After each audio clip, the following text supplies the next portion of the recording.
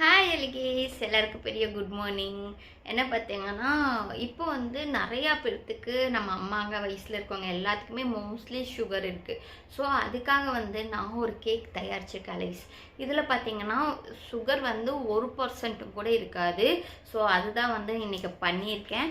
So இது வந்து உங்களுக்கு வேணும் அப்படின்னா நீங்கள் 1 டேக்கு முன்னாடி ஆர்டர் பண்ணிங்கன்னா ஓகே லைஸ். ஆனால் இது வந்து வித்தவுட் க்ரீமில் தான் வரும். ஏன்னா க்ரீம் வந்து இப்போ வரைக்கும் சுகர் இல்லாமல் செஞ்சதில்லை.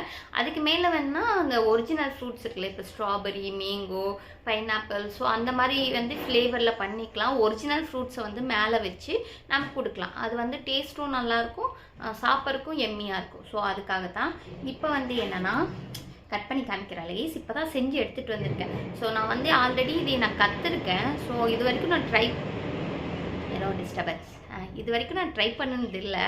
ஸோ இப்போ வந்து ட்ரை பண்ணால் ரொம்ப சாஃப்டாக சூப்பராக இருக்குது. இதோட இன்க்ரீடியன்ட்ஸ்லாம் என்னன்னு சொல்லிட்டு நான் கட் பண்ணுறப்ப சொல்கிறேன். இந்த கேக் வந்து நான் சிலிக்கான் மோல்டில் தான் பண்ணினேன். ஸோ ஓடிஜி வச்சு. ஸோ இது வந்து என்னென்னா ட்ரையல் தானே பார்க்குறோம். ஸோ அளவாக செஞ்சால் போதும்னு சொல்லிட்டு நான் பண்ணினேன்.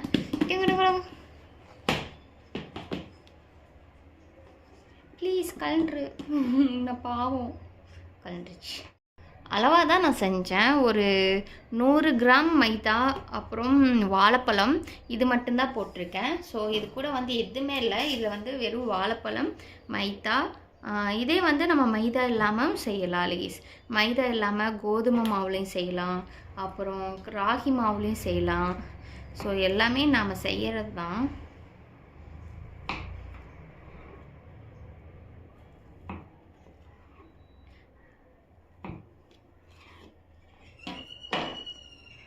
பாருங்கள் கைஸ், எவ்வளோ சாஃப்டாக ஜூஸியாக இருந்திருக்கு. ஸோ இது நான் உங்களுக்கு சாப்பிட்டு என்ன டேஸ்ட்டில் இருக்குன்னு சொல்கிறேன். ஆல்ரெடி நான் டயட்டில் வேறு இருக்கேன். இப்படி தான் ஏதோ ஒன்று சமைப்போம்ல, சரி வீடியோக்காக இல்லை ஏதோ ஒன்று இதுக்காக ஃபஸ்ட்டு நம்ம டேஸ்ட் பண்ணிவிட்டு நம்மளுக்கு ஓகே இருந்தால் தான் கஸ்டமர்கிட்ட போகும். ஸோ அதுக்காக அப்படி சாப்பிட்டே பெருத்து போயிருக்கேன் இப்போ வரைக்கும்.